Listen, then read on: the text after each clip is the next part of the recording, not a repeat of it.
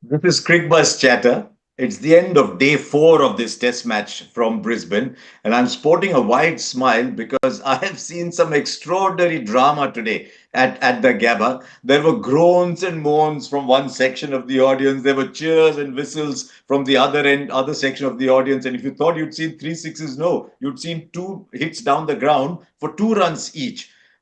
There's something dramatic about the tail trying to save a game, which you'll never get in any other form of the game. And I thought that was what made today's play remarkable. There were many other factors, more important factors, but the drama towards the end was just fantastic. Dinesh Karthik will join me as usual for that.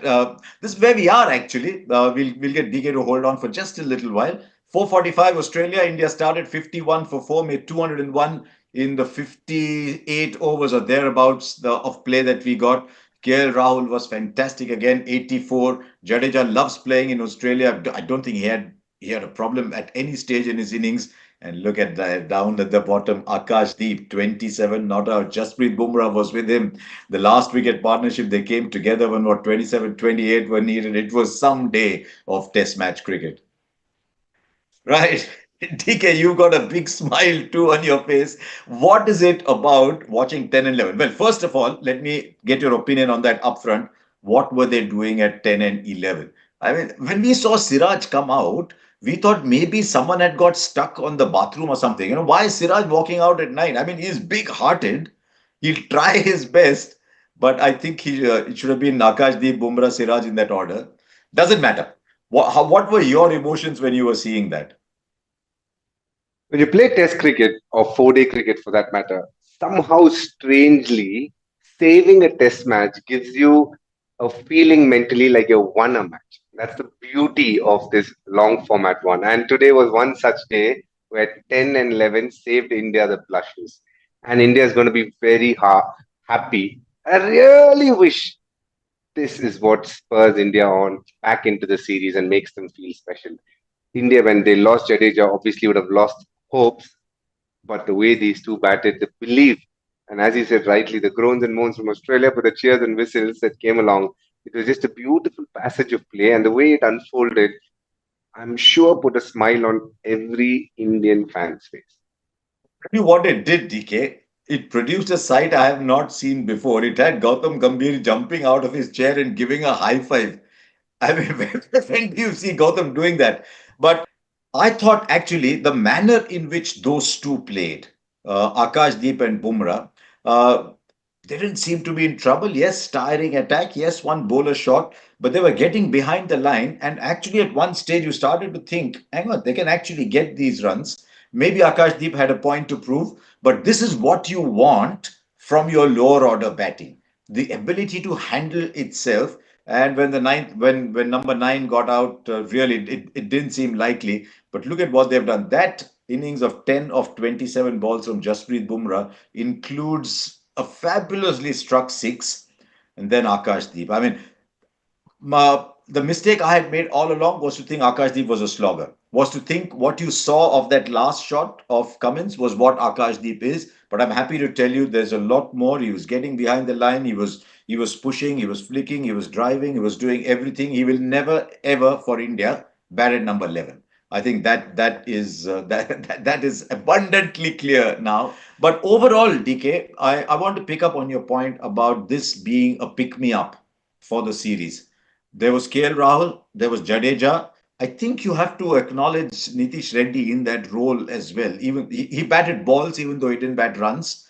Uh, it can be a pick me up. Just put yourself back in a dressing room. Can that lift aside and saying, right, we're going to Melbourne 1-1? Hugely, Harsha. I'm telling you, a lot of the time, saving a test match means so much. And this will give the confidence as a batter when you're sitting there and thinking, wow, number 10 and 11 can do this. Just a celebration from Akash Deep saying, he believes in himself. And that probably is what this Indian team would have wanted. Sometimes celebration can be very exaggerated, but that was very, very right kind of celebration. I mean, the choice of words, you're always better with it. Very, I won't say poignant, but nice. I just felt like it meant a lot. Like he believed in his batting.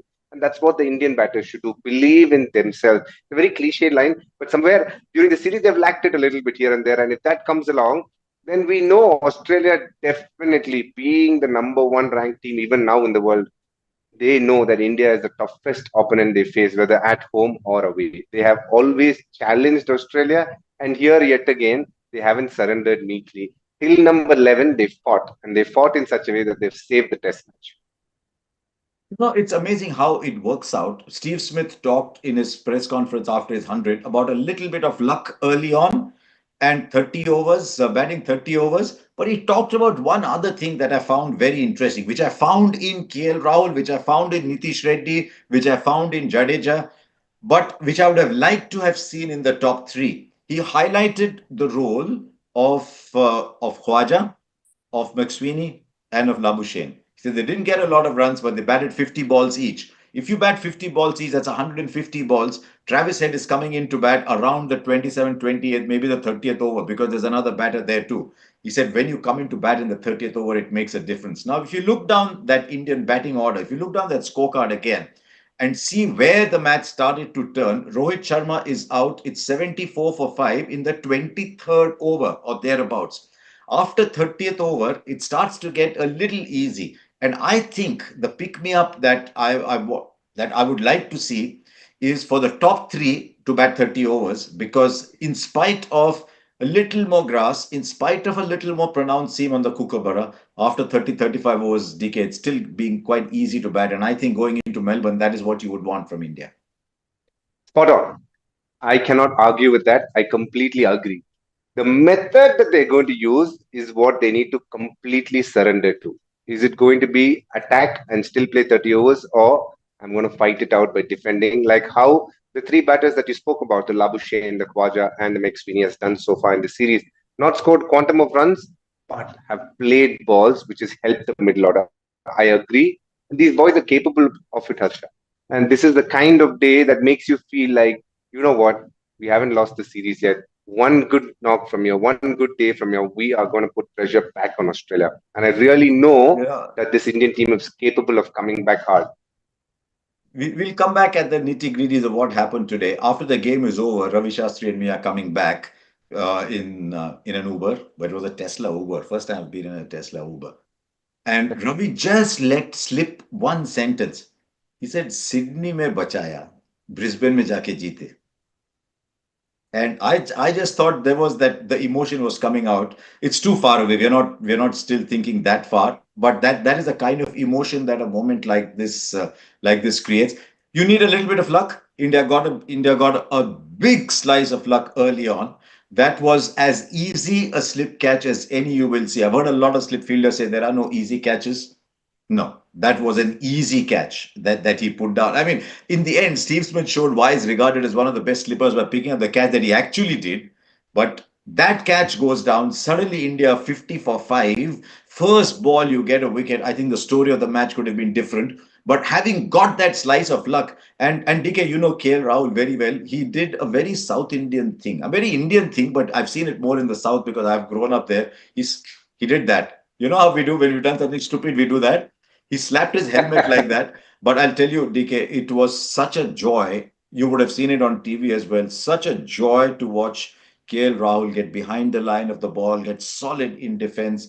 I mean, he converts this into 100. I didn't get to see the Cape Town 100, but he converts this into 100. It would have been 100 to remember. It was a fantastic innings. Harsha, when it comes to KL Rahul, I believe been a warrior this storm. On the surface, he's very calm. He makes it look like everything is very easy, but internally, I think the dialogues have been very hard for him in the last 18 months. And the way he's answered it today means a lot to him, I'm sure. And the series itself, walking into a spot which he hasn't done for some time now, though he's been accustomed to it over a period of time, the questions asked and the amount of scrutiny he has been under. I couldn't be happier for him. Just in his methodology, the way he's prepared in the lead up to this series, he's put in all the work that's required for an batter. But on top of that, what he has done is use the word application to the T. He's gone out there, played like how an opener should play in overseas conditions, fight it out, leave balls, sometimes get hit on the body, but still be the guy who's willing to play time. Sometimes we run after runs. I think he is believed in playing time. And I think that's been great to see. the one big aspect of his batting that he has changed in this series is where he stood at the crease. He's standing on off stump. A lot of people like to take leg stump or middle and leg guards, but he's standing on off stump.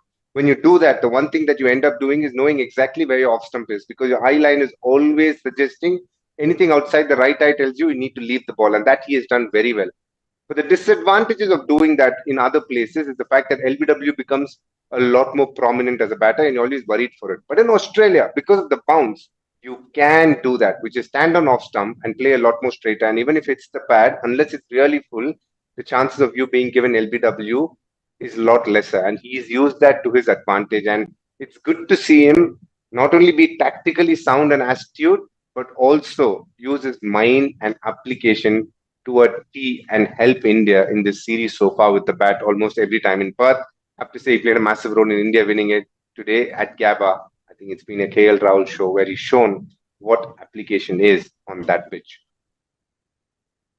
He's done all the difficult things, DK. What I'd like to see from him is now to convert that into a memorable innings. I mean, I've been asked here on the local news networks whether Rahul is the next Pujara. And I think in Australia, they've fallen in love with Pujara. They adore Pujara in Australia, even though he's very un-Australian in his approach. He's like a wall, but they love Pujara. And they say, is Rahul the new Pujara? And I'd like Rahul to put up a Pujara kind of score, but he's already had a big part to play in this series with two to play. But it's time Acha, to on address this one show, more. on Yeah. this show, Yes. I know you always ask me the questions, but I know you're a frequent traveler. Whenever India goes to Australia, you're always on the flight, either soon after or just before them. Now, my thing is, a lot of people have actually sometimes taken Pujara for granted. I feel. Do you think his ability to play time has actually helped the middle order to flourish in Australia in the last couple of tours? Absolutely no doubt. I mean, there are stories galore in Australia about the closing cordon saying, I'm seeing more of you than I've seen my partner in the last few weeks. There's this story, I think, where Tim Payne says, don't you get bored of batting? What he was doing there was getting the fast bowler back into a fourth, fifth, sixth spell. And I think if you see, like all of Pujara's innings, the progression is very interesting to see. First 50 will happen at a certain speed, next 50 will happen at a certain speed. Amazingly, very often when he goes past 100, he's sometimes going and run a ball because by then he's playing so well. I thought he played Nathan Lyon magnificently on that last two, and I'm just seeing some numbers that our producer has put up. He batted 2,186 balls in 15 innings. 2,186 balls. Can you imagine? You're at the top of your mark and you're thinking, this is my 1,762nd ball. Oh my God, I've got another 400 odd balls to bowl at this man. Um, we are seeing in this era where matches are ending in 3, 4 days, playing time is making such a big difference. And I'd like to see a little bit more of that playing time. And yeah, Pujara did that magnificently, but not far from where Pujara comes from the same state that Pujara comes from, is the swordsman who is the topic of our hotspot.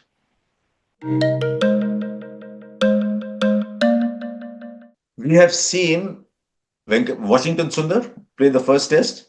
We saw Ashwin play the second test. We saw Jadeja play the third test. His bowling wasn't to the normal high standards that he set himself.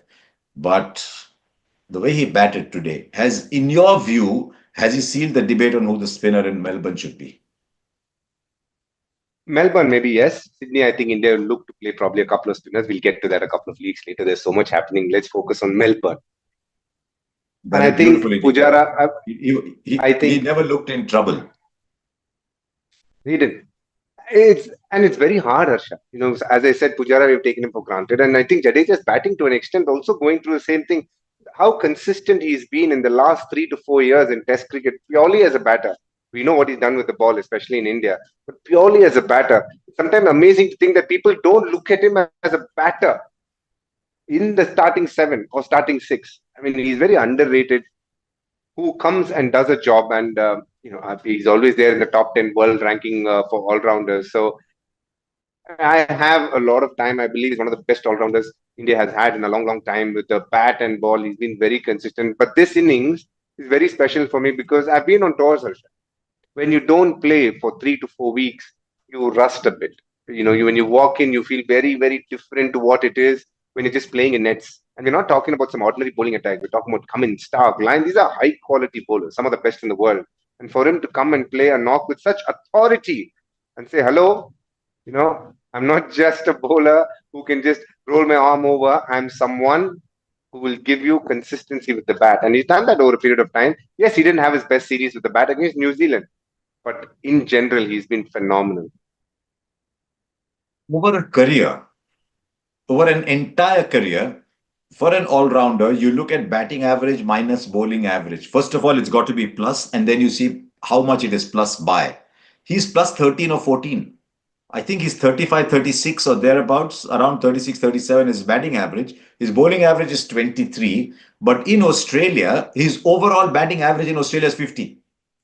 I just think he likes playing in these conditions. And I mean, he came in with a ball that wasn't doing as much as say when KL Rahul went in, but he never looked in any trouble at all. My only grouse, if at all, because finally we are Indians, we are always searching for a little grouse here and there, was could he have trusted Bumrah a little bit more when he played that pull shot of Cummins? Could he have trusted Bumrah? I think the reason he went for that was he feared that if he lost the strike, Starc would have come out, marked his run up, and maybe with a couple of Yorkers finished the inning. So I think at that moment he did what he thought was right, but maybe Bumrah and Akash Deep have said, "Look, next time you're around, trust us a little bit more." But it was absolutely fantastic watching him.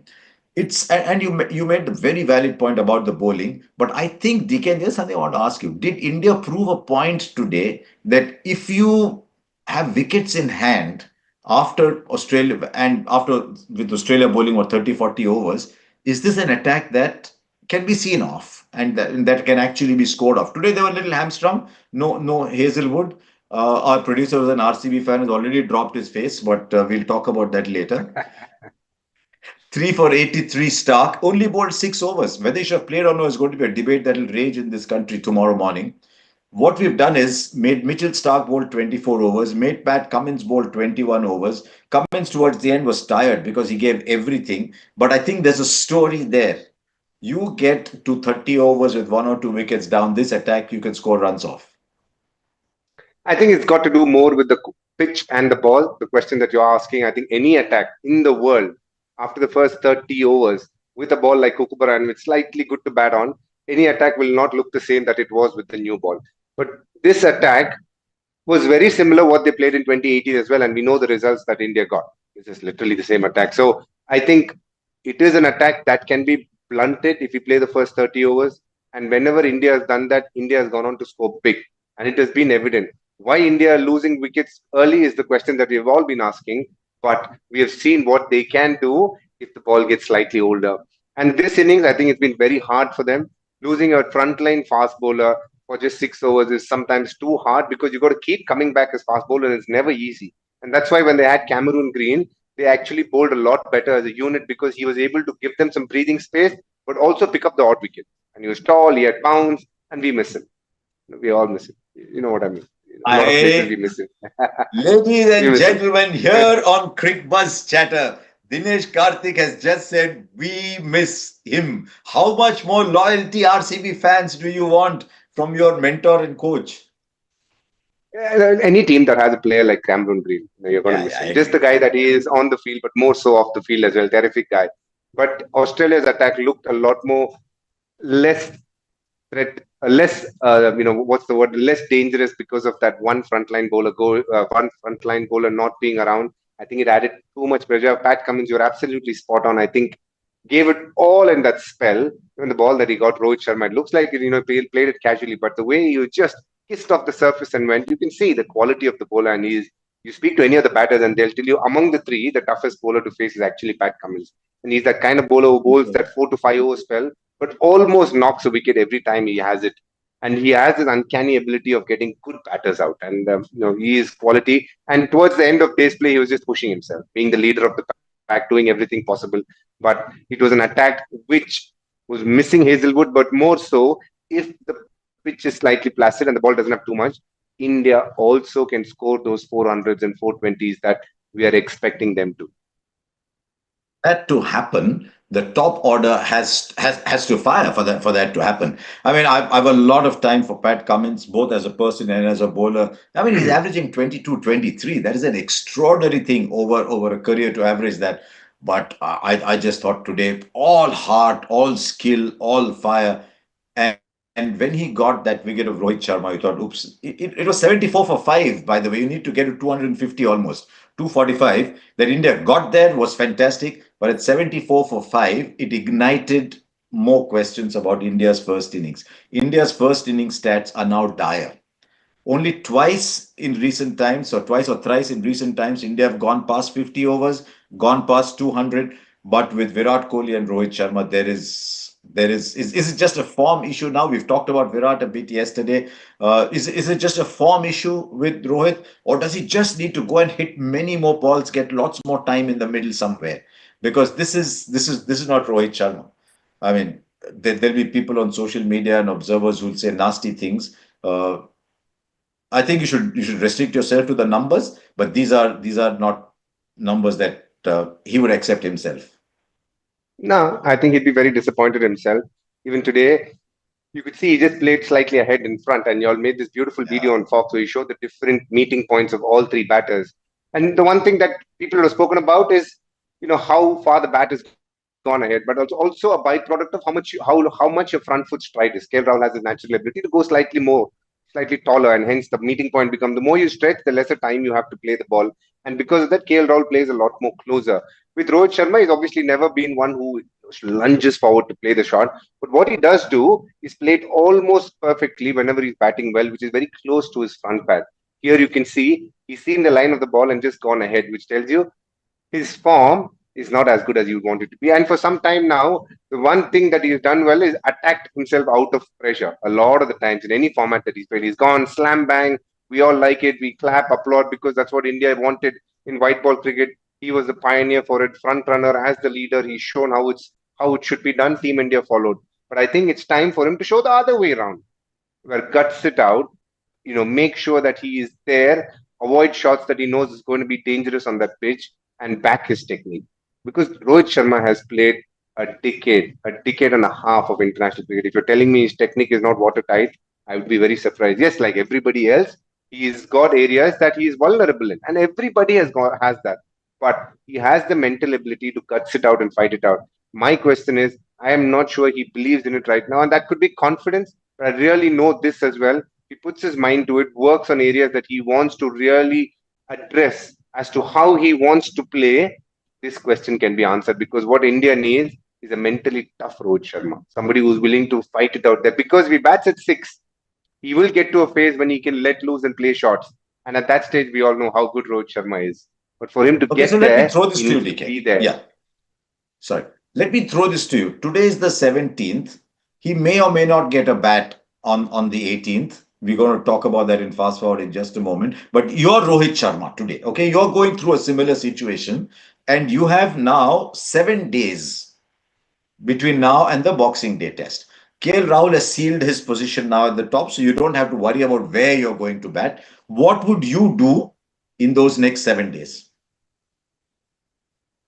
First thing for a batter like Rohit Sharma is address his meeting point, which is to play late. He is now lunging forward and looking to play the drive, or he's hoping the bowler bowls short to get the pull or the hook going. Now, the one thing that he does well when he bats well is when he plays that front foot drive, it's almost under his eyes as we speak, under his helmet. That is one thing. Why is he going ahead? Because the anxiousness, the nervousness of wanting to score runs. So it's a mental thing, but it has to be backed up with certain amount of practice for you to understand what that feeling is of playing under your eyes. And for that, you need a certain quantum of balls for you to get that feeling in your system.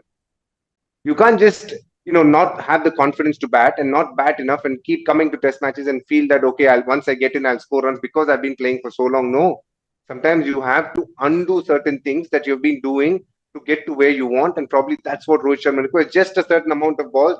The two things is he is pushing at it, but he's not pushing in hard hands. He's still just going at it. So I would just like him to get his meeting point slightly closer, which is something he has done. It's not like he hasn't done it. He has done it. It's about understanding how to get back to that space, and that is Definitely technical, but also a lot more mental as well, because then your mindset is different. Almost when you are batting very well, every time you play a drive, the ball pitches very close to the pitch that is next to you. If you're batting in one pitch, the next within the next pitch that's next to you, that's where the ball pitches. And that is a practice and a methodology that people have used. And that is something is done very well. When you play horizontal bat shots, go for it. That's your strength. I don't even need to tell Rohit Sharma that. But they're going to still bowl it around the fourth and fifth stump and challenge him there. The one that comes back in, the moment he's playing it much closer, he won't go at it. So the amount of deviation, he will be able to control it with the bat. What he's missing, he'll get an inside edge. And that is the difference.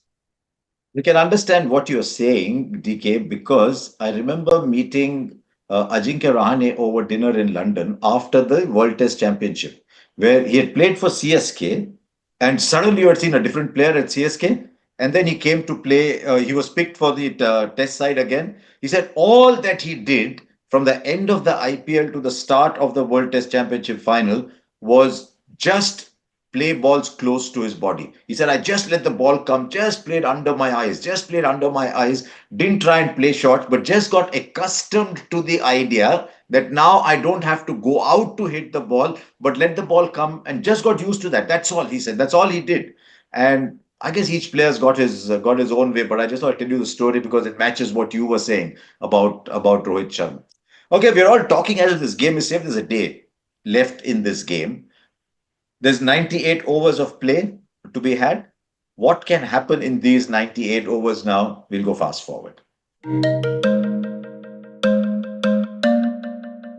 The forecast isn't great, DK, tomorrow. But the forecast wasn't great today, and it started off well. It rained all through the night, and it was looking okay. But the forecast isn't great. We got 58 overs today. Now, tell us all the factors at play here. There's 98 overs.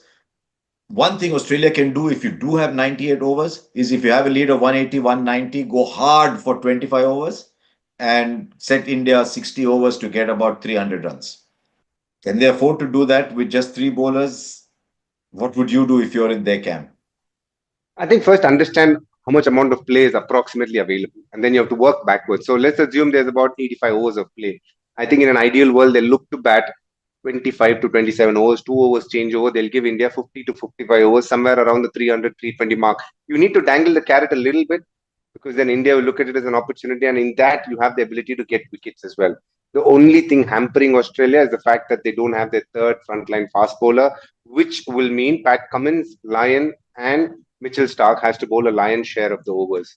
We have seen Lyon has not been effective in terms of picking up wickets. He's kept things tight to a large extent, but that's about what he's done. But they will also believe they could have had India 50 for 5 after less than 20 overs. That's the belief that they would like to go on. If we can get India back to less than 5 within the first 30 overs, we still have 25 overs to get India all out.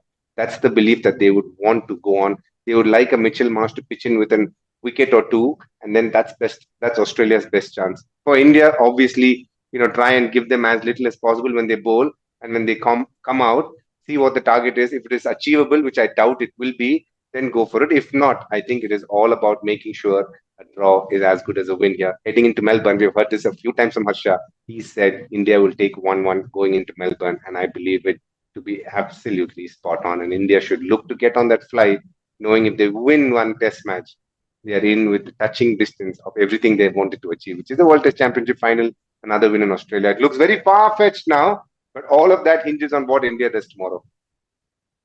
So far, even if the weather holds for a little while, it will rain from time to time. I don't see, DK, I don't see more than 70 overs of play tomorrow. Officially, it's 98, but the light starts to go about 45 minutes before. Scheduled close of play, you can extend if it rains up to 18:20. But the light starts to go here. Yesterday, it went off at 5:15. Today, they called people off about 5:45 local time. So I don't see that with possible interruptions for rain. I don't see more than 70 overs. If you can get even 70, today there were only 58 overs, 57 overs. I don't think there is enough time. I'd like to see Australia's approach though. Will Australia just settle in and say, let's bat the day out? It'll be unlike them. But I'd be very interested in seeing what they do. But I don't think there is enough time for Australia to force a result. But if we'll it's wait and see. only 70 overs, Harsha. Yeah. If it's only 70 overs, I feel Australia will bat close to 18 overs and look to score 100 runs, and then give India 50 overs, 280, 290. I think that's because then they can bowl Pat Cummins and Starc for about 18 overs each, and that'll be 36, and the rest 14, probably Lyon will bowl 10, and then a Mitchell Marsh will bowl 4. That's how they would like to look at it, because still it is a pitch where fast bowlers rule the roost. We'll wait and see. In my view, I mean, I've stuck my neck out and said on social media it is 1-1 going into Melbourne. Probability is that is how it will be. But I'll tell you what, if there's a twist, that will make it a test match to remember. We will, of course, be back with you tomorrow evening on Cricbuzz Chatter, where we can confirm whether it is indeed 1-1 or whether there's a twist in the tail. If it's not 1-1, it's problem. So there you are. We'll catch up tomorrow at the end of day 5. I didn't think we'd get to day 5 in a test match, but because of weather, there we are. See you tomorrow.